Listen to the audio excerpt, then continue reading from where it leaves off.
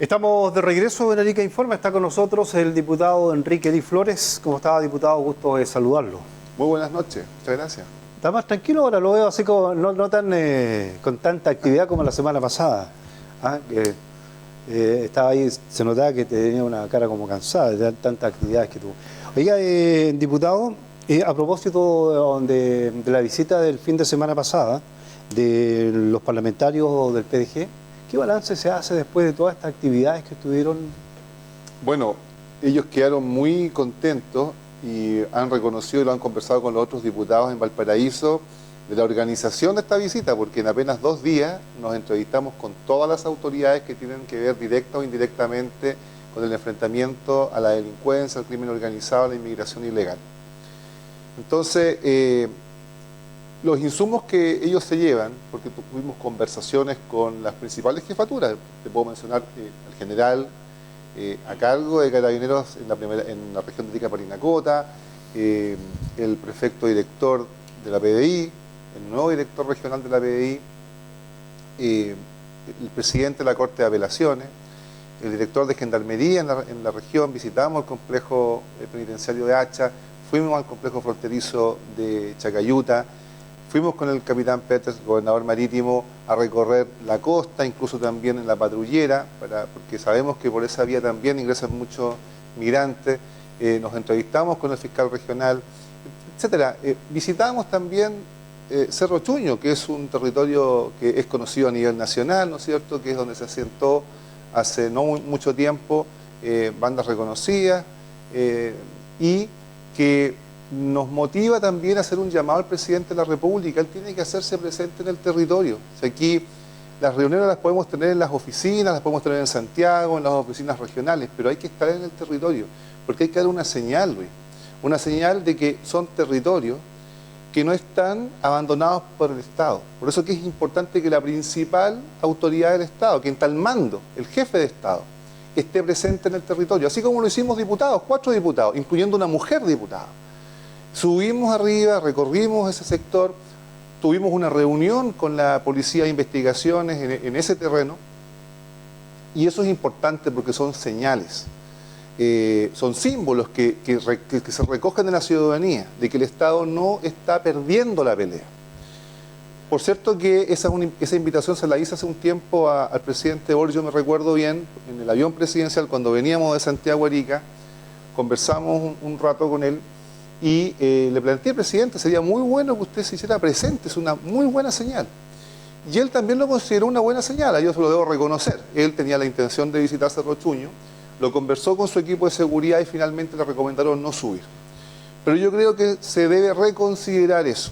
Una invitación, se lo hice públicamente en todos los medios nacionales y regionales al presidente Boric a visitar Arica nuevamente, visitar Cerro Chuño, que se sienta que hay una voluntad de enfrentar el problema y no esconderlo. Y bueno, nosotros subimos obviamente con un poco de resguardo, si tampoco subimos tan desprotegidos. El presidente también lo puede hacer, con resguardo incluso de las Fuerzas Armadas. Nosotros fuimos con resguardo de la Policía de Investigaciones, desde ya le agradecemos mucho. Nosotros teníamos toda la intención, íbamos a subir igual. Pero claro, la gentileza de la PDI de darnos el resguardo también permitió hacer nuestro trabajo. Eso es finalmente nuestro trabajo. Nosotros los diputados, los parlamentarios, somos representantes de la gente ante las autoridades de gobierno, y para representar bien tenemos que conocer. Y para conocer bien tenemos que salir de las oficinas, tenemos que estar en el terreno. Así es que raya para la suma, contentos los diputados que vinieron, cumplimos todo el cronograma que era bastante intenso, y se conversa ya también en el Congreso. Otros colegas diputados también quieren venir y eso es muy bueno. Vinieron diputados del PDG, pero también hay diputados tanto de un sector político como de otro que también, me dice Enrique, también queremos ir, porque entienden y comprenden que este problema de la inmigración ilegal afecta hoy día a todo el país. Pero a quienes primero afectaron y no nos escucharon cuando dijimos esto nos afecta a nosotros, pero si no le ponemos atención después va a afectar a todo Chile, es a las regiones del norte. A Arica, Parinacota y a Tarapacá y por cierto Antofagasta somos los principales afectados. Bueno, en el Parlamento han tenido bastante trabajo por estos días.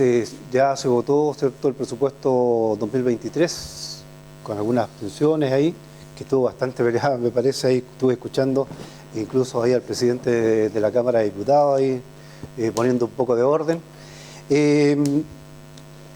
Pero ahora vienen otros temas que tienen que ver en el Parlamento, que tienen que ver, por ejemplo, la reforma tributaria, la reforma a las pensiones. ¿En qué está todo ese trabajo?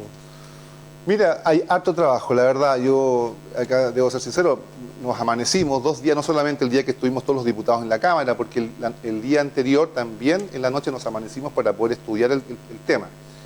Yo no me quejo, estoy acostumbrado a trabajar bastante y amanecerme también estudiando y trabajando, así que, pero fue arduo, fue intenso. Es revisar las partidas presupuestarias de todos los ministerios, si no es un trabajo menor. Y a veces pequeñas palabras, la forma de redactar las cosas cambian el sentido, entonces, pero mira, en relación a modo general de lo que pasó en la Cámara, nosotros tenemos algunos logros que creo que son importantes. Primero, esto de rechazar la partida de derechos humanos. Yo creo que los institutos o las organizaciones de derechos humanos tienen que existir en todos los estados, pero la cantidad de dinero que se le estaba destinando era exagerado. Y además mucho destinado a pago de personal. La verdad es que eso no tenía ningún sentido y me alegro mucho que se haya rechazado, no para que se desaparezca, sino para que venga con un presupuesto nuevo más aterrizado a la nueva realidad. Me alegro también de que se haya rechazado el presupuesto de seguridad ciudadana, de interior y seguridad ciudadana, porque las necesidades hoy día país requieren un presupuesto mayor.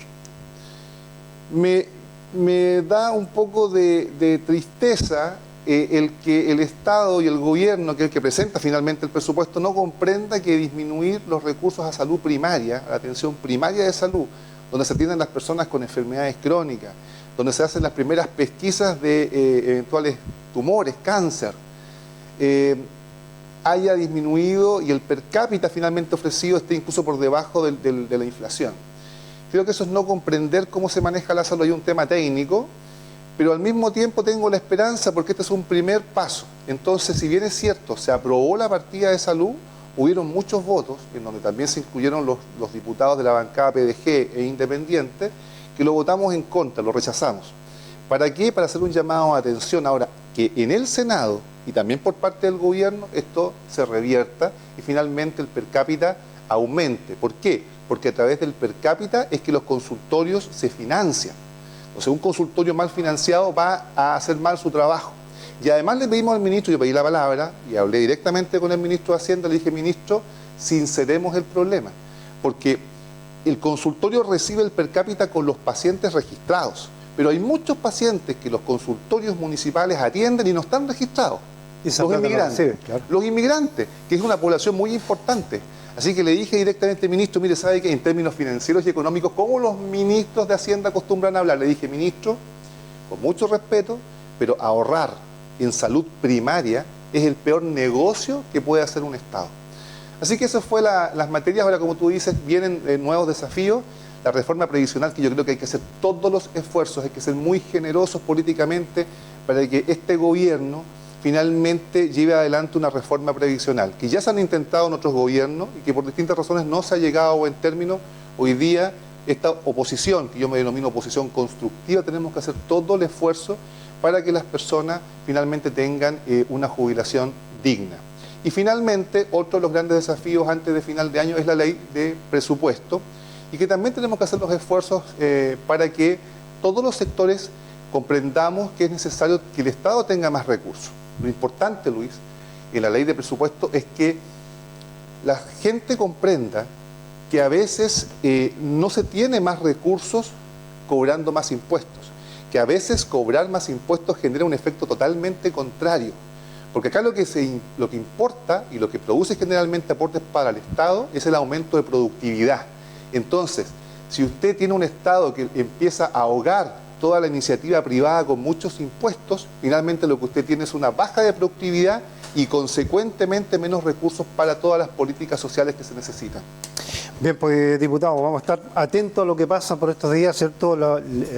Ya el último mes casi ya de este año 2022. Muy bien, pues muy buenas noches, muchas gracias. Que esté muy bien. Hemos conversado con el diputado Enrique Li Flores, pausa y estamos de regreso.